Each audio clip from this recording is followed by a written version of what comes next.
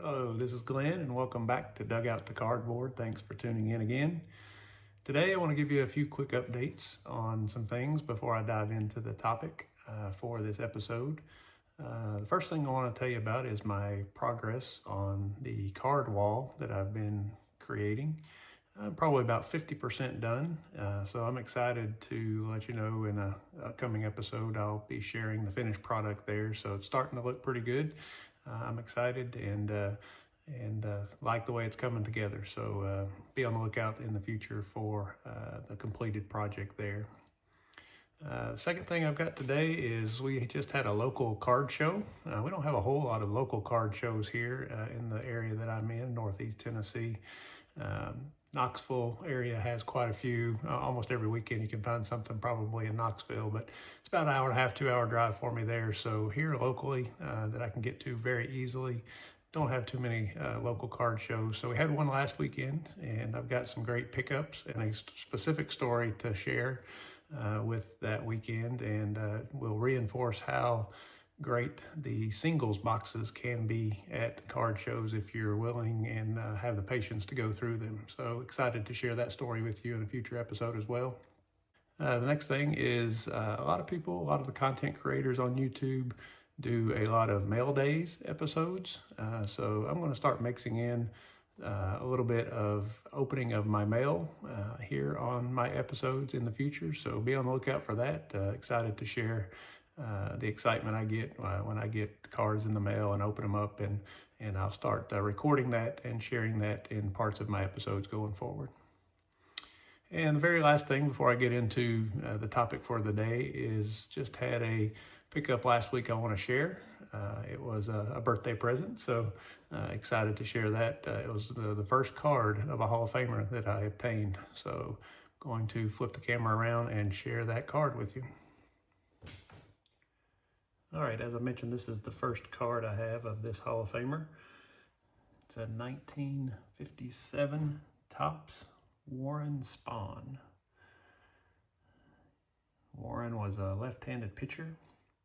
Spent his whole career in the Braves organization, Milwaukee and Atlanta. Had 363 career wins. Still, to this day, I believe, the most by a left-handed pitcher. It's a great looking card, 1957. Don't have a lot of cards in the 50s, so was excited to not just get the first card of Warren Spahn, but also another card in the 1950s. Again, not too worried about the grade there. You'll hear later about my opinions on grading. I like the concept of grading. I don't like all the things that are coming along with it as far as the inconsistencies, but it does protect the card for sure. It does give some relative condition of the card, third-party opinion of it, but I don't have to have them graded. But as gifts and things like that come along, I love the opportunity to get graded cards, but I have not ever sent one of my own personal cards in for grading yet. But anyway, enough about that. We'll save that for a future episode. A little bit more about Warren Spahn, 17-time All-Star. So his actual rookie card is a 1948 Bowman, and his last card is a 1965 Topps.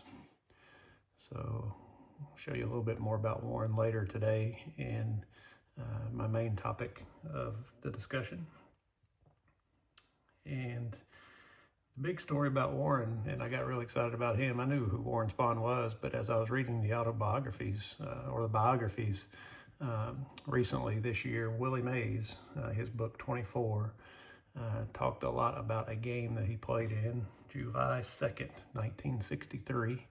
Pretty infamous game. Warren Spahn was 42 years old at the time, facing off against Juan Marichal from the Giants.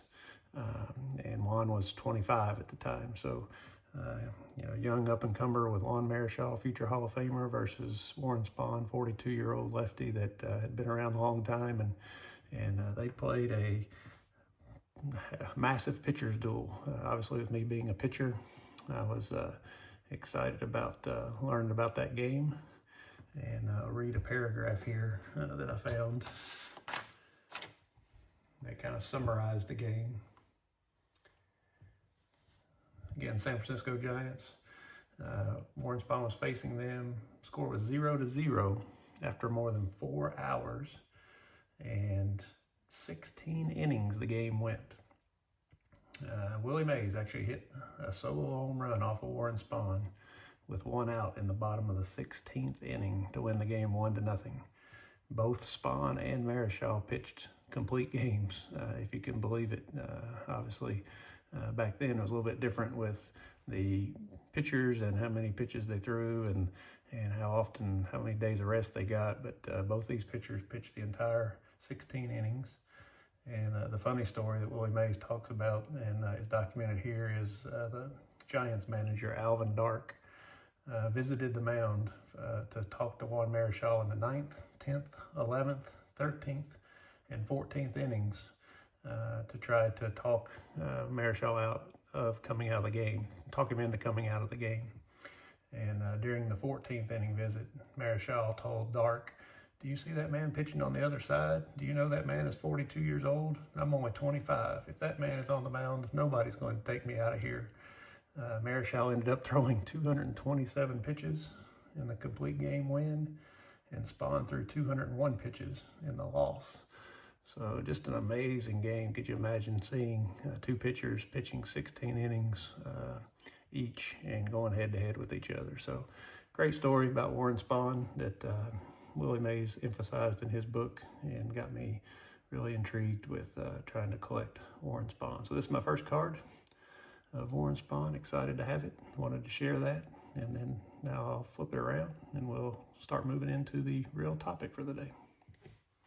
The main topic for discussion today is going to be around a website called Trading Card Database that I stumbled across as I got back into the hobby earlier this year. I think I've mentioned it a few times. I'm a pretty big numbers and statistics guy, and obviously one of the main things I wanted to do as I got back into the hobby was organize my collection and catalog my collection. There are lots of ways to do that. Obviously, I've got some spreadsheets also that I use, pretty big spreadsheet guy as well. But trying to inventory my entire collection was pretty daunting, and stumbled across tradingcarddatabase.com and want to share my experience with that website with you today.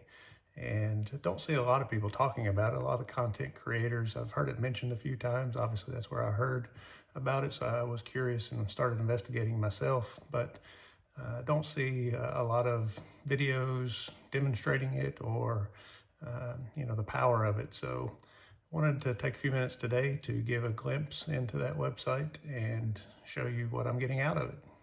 So I'm going to focus the camera now on the computer and just kind of use this rest of the time as a demo of tradingcarddatabase.com. Okay, first time I've filmed my computer screen, so hopefully this will come through okay. We'll give it a shot. As I mentioned, this is the homepage, tcdb.com. One thing you'll notice when you get here, there's a login button up here to the top right. I would highly encourage you, if you're going to use this for any amount of frequency, any amount of consistency, there is an option to create an account. So obviously if you want to catalog and inventory your collection, you'll want to do that. You'll notice also there are some advertisements on the screen. If you have an account, you can choose to pay $5 a month to get the ad-free version, which is almost a requirement if you're going to use this to enter a lot of cards. I started entering cards without paying the $5 a month ad-free option, and just ended up waiting, for minutes for pages to load sometimes after you're entering cards. So obviously I chose to go ahead and do that and pay the $5 a month, and the benefits were incredible. Flipping between pages, as you'll see, happens very quickly, and as you're entering a lot of cards, that's almost a must to do. So would highly recommend that. Very small fee if you're going to get a lot out of this site. So I'm going to go ahead and log in here. All right, what you'll see is, again, the same home page, but now the ads are gone since my account is active now and I've logged in as myself. But there's a random card of the day here at the very front page. This one happens to be a 2021 Topps Kirby Yates. So again, you can kind of hover over it, shows you the front, hover over it, shows you the back. A lot of statistics on the front page. You can see they've got almost 28 million cards listed in TCDB. Incredible amount. And they've got 6.8 million pictures, cards with images. And they've got 545,000 sets listed. So again, a wealth of information on this. Hopefully I'll give you a glimpse of what it is today.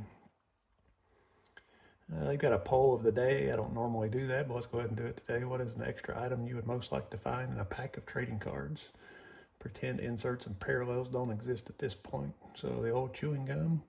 How many of us grew up, taking the chewing gum out of the packs and putting about 15, 20 pieces in your mouth and chewing it for about 5 minutes before it got old? Stickers were pretty cool. 3D card, puzzle pieces. There was a lot of puzzle pieces back in my 80s days. Coupon, that's interesting. Scratch off prize card. None, I'd rather have the additional base card. That's probably me. Don't give me an extra thing, just give me another card. I'll take that. Let's see what people have said. Well, it's 27%. A lot of people thinking the same way I did. 170 votes, 27% people said, just give me another card. So sometimes some pretty good questions there. They got a lot of forum postings. Again, this is a community of people, just like any social media account that you're on. This you'll see, I haven't really ventured into that part of it yet, but there is some pretty powerful stuff there. There's card battles. You can kind of pick what's your favorite card, and they'll show some winners there. Name that set. Obviously 1983 Topps there. And then at the very bottom, wanted to share this. There's a lot of links down here at the bottom. A lot of the browse information I'll get to in just a second, but the one that I always came to was this card show link. If you click on card shows at the bottom, view all the card shows in your state. So you can look if you are close to another state, you can pick another state and say, hey, is anything coming to North Carolina? And you can look through what's going to be in North Carolina upcoming. So great resource for you to know when card shows are, where they're at, and when they're coming up. So that's the home page.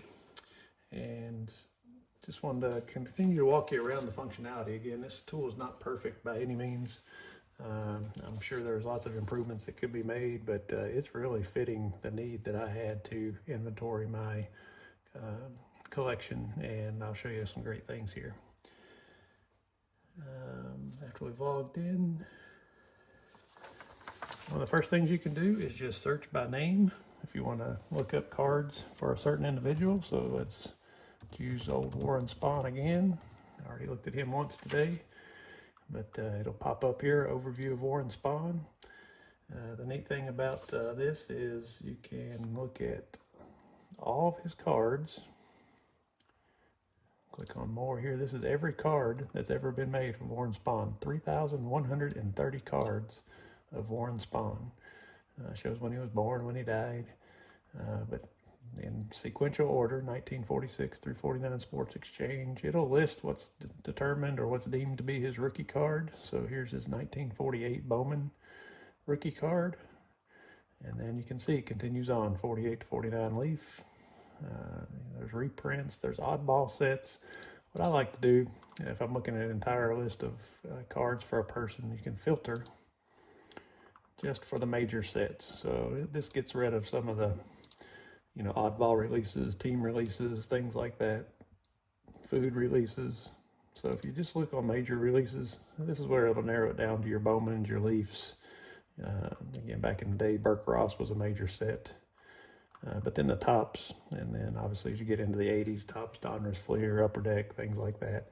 So this really narrows it down and gives you a quick glimpse of all of his cards from the major releases.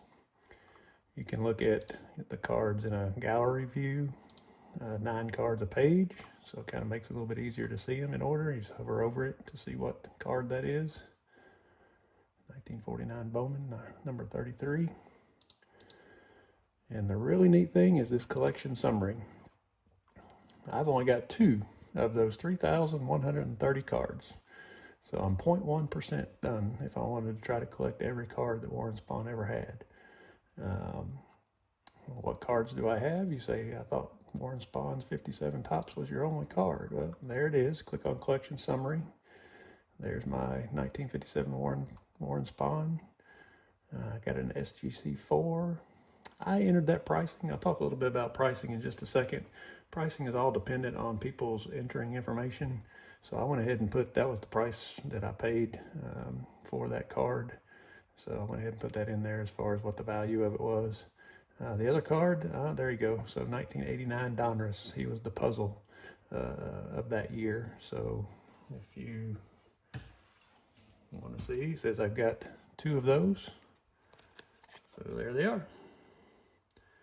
So just an example of a collection summary. Obviously, I don't have a lot of Warren Spahn cards, but if you get into other players, this obviously is pretty populated with a lot of cards. So I just think that's a pretty cool little way to look at an individual player and all the cards that are made for Warren Spahn. If you click on one of these cards for Warren Spahn, let's just pick 54 Tops. It's one of my favorite sets. Again, don't have many of, but 54 Tops Warren Spahn. Click on that card itself.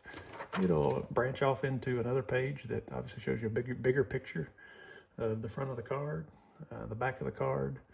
And here's the price. If you click on this price, here's what I was talking about before. It's pretty neat though. It'll show users enter prices. So these are all the last 5. You can see the last 5 are kind of bolded, different font. Some submitter named Tiger Woodlands submitted 5 prices April of 24. So see, this hasn't even been updated since 24. So just a little bit of word of caution with the pricing. It's totally user dependent. So when you start seeing some values here of my collection, just take that with a grain of salt. I have updated some of the bigger cards, more valuable cards with more reliable information from as far as pricing is concerned and value.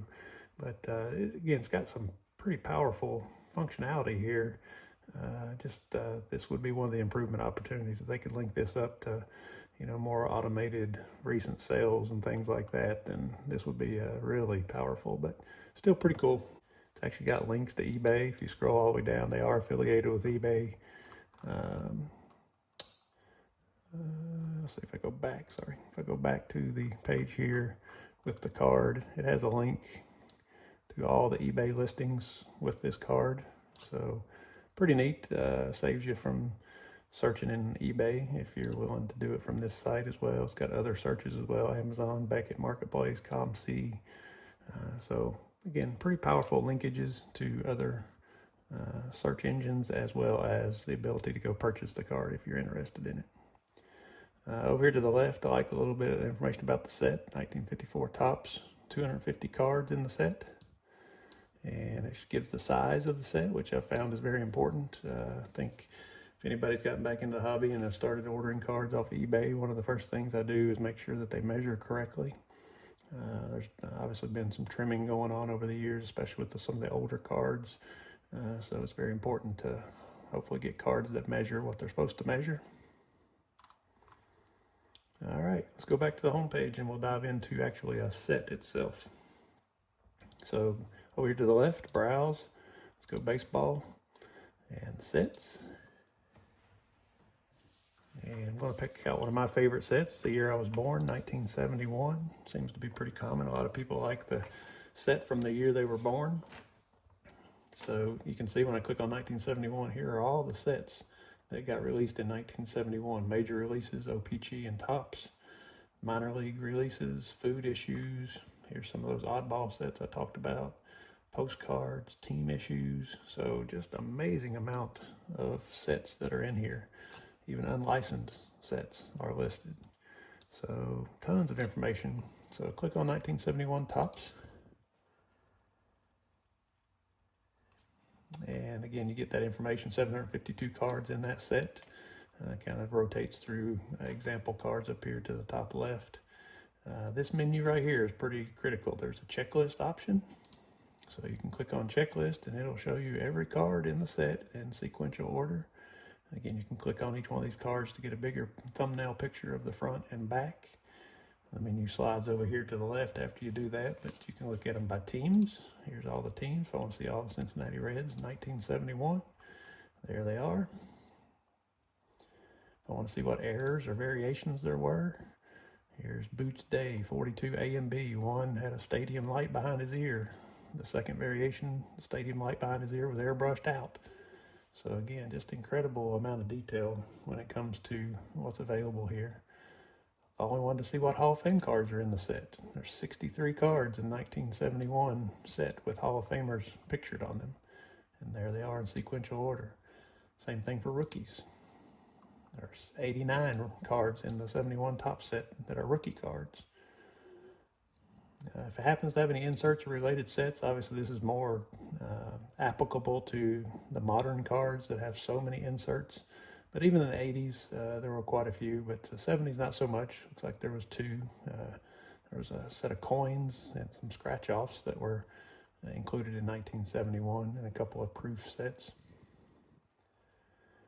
I really like this. It's pretty cool. It brings back some memories here, not from 71 since I wasn't buying cards when the year I was born, but the packaging link shows you what the boxes look like back in this set, as well as the rack packs. That'd be cool, right? A rack pack with Tom Seaver in the middle. That would have been awesome to find. I'm sure that goes for a pretty penny these days if somebody's got one of those that has been unopened with a Tom Seaver on the front. There's the wax box, 10 cents a pack. Just cool memories, especially once you get back into the 80s, as you start looking at cards that I bought myself when I was younger. So I love the packaging, just to look through that to see what it looked like back in the day, especially the pricing content of it. There's videos if people have posted YouTube videos. I think there is one here. 1971 top set to date. You can click on a YouTube video and watch somebody's posted that with that in the title. So just pretty cool information. But the very best one is this collection summary down at the bottom. So again, bringing this back to my personal collection, 1971 tops. And here's where the statistics and the numbers start making me happy. I've got 87 of those 752 cards. So I've got 11.6% of this set completed. There's the 87 cards again, 98 total with duplicates. So I've got 11 duplicates as well on top of that 87 cards that are unique. Again, take the pricing for what it's worth. That's just each individual price that the users have put in on the website. But here's where all the magic happens. If I create, or if I got new cards that were in this set, I would come to add an update. And then basically you can see I've got number 2, Doc Ellis. He's in my collection. The ones that are not checked are ones I do not have. Got Claude Osteen, got Elliot Maddox. So that's shows you what cards I do have. But if I happen to get, card number 1, 1970 World Champions, Baltimore Orioles team checklist card, I would just come in here and check that box, and that would add that card to my collection. Now, there's lots of ways to add cards. You can do it just by checking the box like that. You can do it by card number. So if I just had the card number, I could go in here, and if I had 5 or 6, I could just type in the card numbers, and it would bring back, if I wanted to add card number 25. There's card number 25, quantity of 1, I could add it that way. If I wanted to add it by drop downs, like if I bought a lot of these and had 3 of these in there, I could come in here and say, hey, I've got 3 1970 World Champion Baltimore team checklist cards. Or you could do it by text boxes. This is the method I used when I was entering my entire collection. So, if I came in here, I could get really good at using the tab button and the number pad. So if I had 2 of these and 2 of those and 1 of those and didn't have any of those next 3 and 1 of those, 2 of those, that's how I entered my entire collection. So there's a page of about 50 cards on one, and you have to click add at the bottom of each page after you get done. But you'll see here in just a minute how many cards I entered in that fashion. So that seemed to be the fastest way for me to go about doing that. So lots of ways to enter cards. So I think cataloging cards can be personal preference of which way to do that with. Going back here to the list of cards, what's nice, especially if you get a set that you're almost done with, you can add cards to your want list. So you can come in here and say, hey, if I wanted this team checklist card, I could add to want list. And it basically starts building up a want list for you that you can run reports on by set, by team, by player, whatever the case might be. They have a lot of report functionality that I'll show you in just a second, but you can create want list as well. And I've done that for a few of the sets that I'm pretty close with, finishing in the 80s. You can also do for sale or trade, add to for sale or trade. So again, the community piece of this, I haven't really ventured into much, but I have seen some videos produced that show the trade functionality works pretty well, or you can connect with other community members on the website. Say somebody has a lot of duplicates of these cards that I need, and I have a lot of duplicates of cards they need. It'll even match you up for you. It'll try to link up your card collection with other card collections, your want lists with other people's for sale and trade lists. So pretty powerful there. I just haven't had a chance to dive into that yet, but I think there'll be some value there.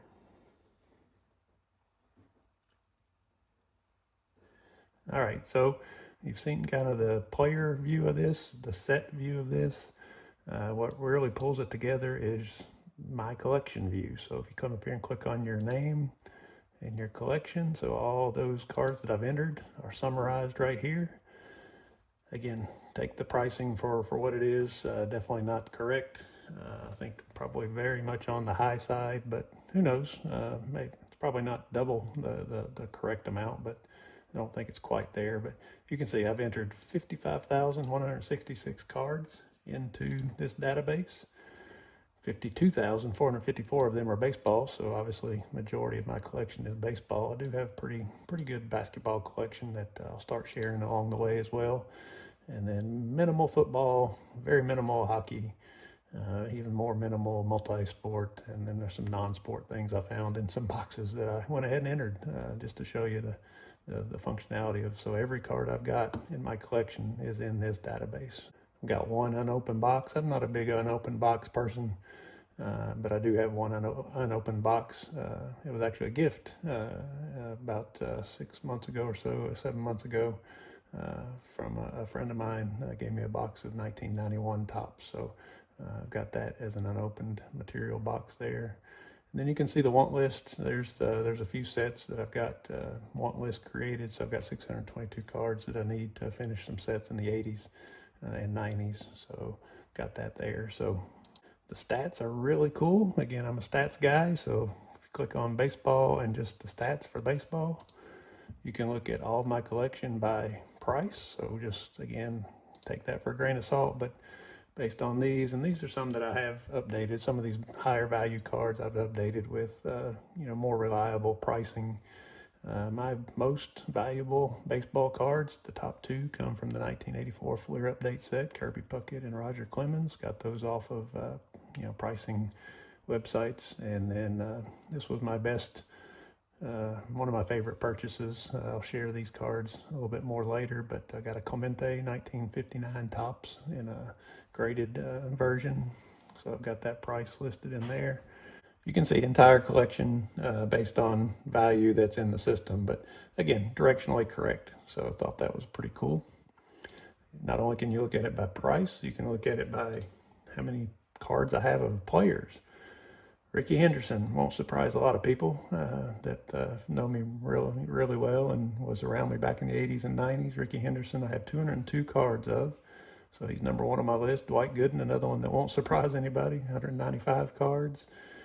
Pete Rose, Nolan Ryan, Gary Carter, Cal Ripken, Dave Winfield, George Brett, Tony Gwynn. So you can obviously tell I was a 1980s kid, and that's the majority of my cards are from that era. Obviously what I'm working on building up now is that vintage era, 50s, 60s, and 70s. So working on getting some of those players up, probably not quantity wise, but some of those more valuable cards working on trying to get. Top sets. Again, this will also demonstrate my 1980s collection. So 86 Topps, the junk wax era, 1986 Donruss, 1985 Topps, 87, 86, back to 83 Donruss. That was the first year I really remember opening a lot of wax packs and building sets.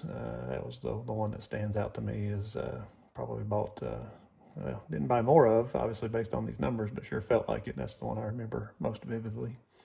And then top brands, Topps, Donruss, Fleer, definitely the top three. Upper Deck a distant fourth, but then gets into some of the traded traded series as well. All right, if we flip over to cards on this menu up here at the top, this is every card in my collection. 52,000 baseball cards. I'm still on baseball, but by year order. So I think I mentioned this earlier in a episode. 1954 are the oldest cards I have. I have two Topps and a Bowman card. Bob Lemon in 1954 Bowman, Monty Irvin in a 1954 Topps, and a Larry Doby in a 1954 Topps. Got the Doby right beside me here. Kind of hard to see that. Let's give you a little bit of light. There's the 1954 Larry Doby.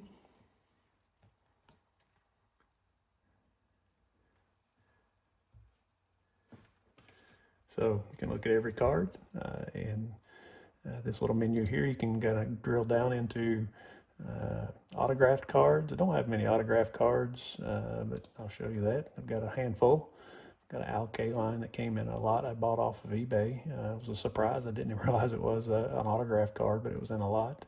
The rest of them just throughout the years. This 1989 Donruss Tom Glavine, another gift given to me by a friend of mine 6 or 7 months ago as I got back into the collecting realm.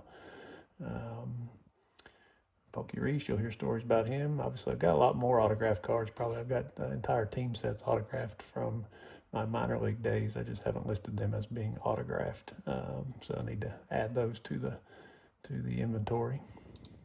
Got the cards in there, but I didn't list them as autographed. I need to do that. Graded cards, you can see I don't have many. I've got 11. Again, we'll save some of these for some future episodes, but there's the Warren Spahn card on top here. But I've only got 11 graded cards right now for baseball. Hall of Famers. Got 3,056 cards of Hall of Famers.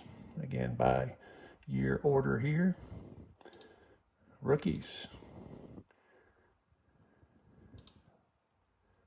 2,664 cards in my collection that are rookie cards. Again, by chronological order. My oldest rookie card is a Jim Cott, 1960.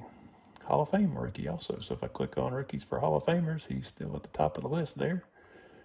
Jim Cott and Billy Williams are my two oldest rookie cards for Hall of Famers, 1960 and 1961. So obviously you'll hear more about my collection efforts and trying to build those 50s, 60s, and 70s rookie cards up quite a bit.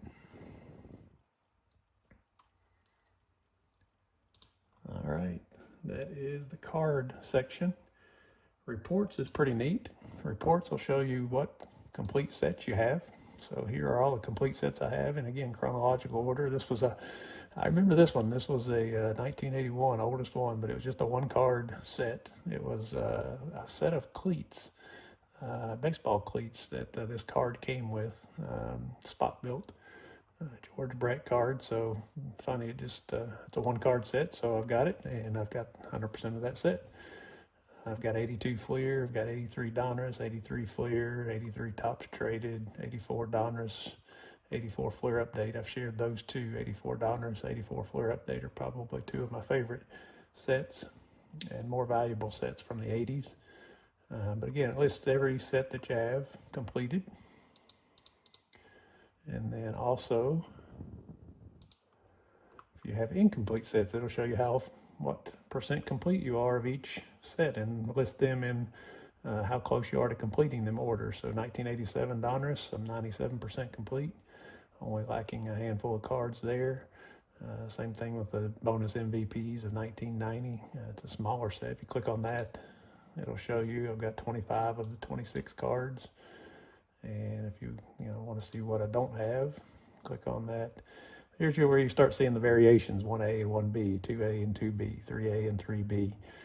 So obviously I don't need both variations, but you can see the one card I've got on my want list is this kind of magenta highlighted Alvin Davis BC9, either A or B. I'll take either one. Not an expensive card, not really actively looking for it, but eventually I'll get to it, and that'll be a complete set once I get that card. So pretty cool way to look at sets and which ones you have complete and which ones you're close to being complete on.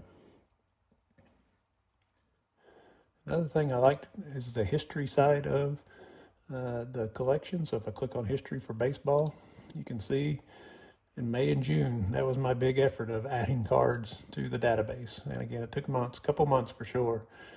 16,000 cards I entered in May, 35,000 cards I entered in June. If you ask my family, they saw me at the kitchen table quite a bit with the laptop and stacks of cards going back and forth from the office up here down to the kitchen table downstairs, and just entering those as I showed you before. It was a pretty massive effort, but it was well worth it now that I've got it done, because now what I do, as you can see, is I enter them as I get them. So if I click on October for baseball, October 4th, I added 172 cards. That was the baseball card show that I came from on that day, and that evening I had a blast entering those cards into the database that night. And then just yesterday, entered 94 more cards based on some mail days that I had over the course of the last week.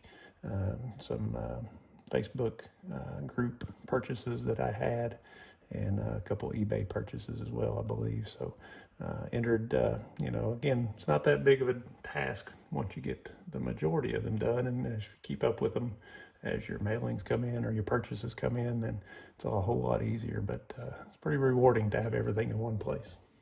You can also download. So if I go back here and click on download, for those folks that like to get information out into Excel or a different version instead of this website, there's 15. It's parsed my collection of baseball into 15 parts. Click on part 1. You can export that out, get you into a format here. You can save it as a PDF, and then you could get that into an Excel version from a CSV type file or whatever you could do. But this, again, my entire baseball collection can be exported out and put into other systems as necessary. All right, that's all I've got for you today. Again, I'm probably not touching the entire functionality of this website by any means, but I am tickled to death with it. Loving my time with it. Love how it's organized, my cards. Love how I've got everything in one place. And just wanted to share that with folks today. If you're interested in cataloging your collection or ensuring your collection is documented somewhere, this is a great way to do it. With that, I appreciate you joining me today and hope to see you next time. Thanks a lot.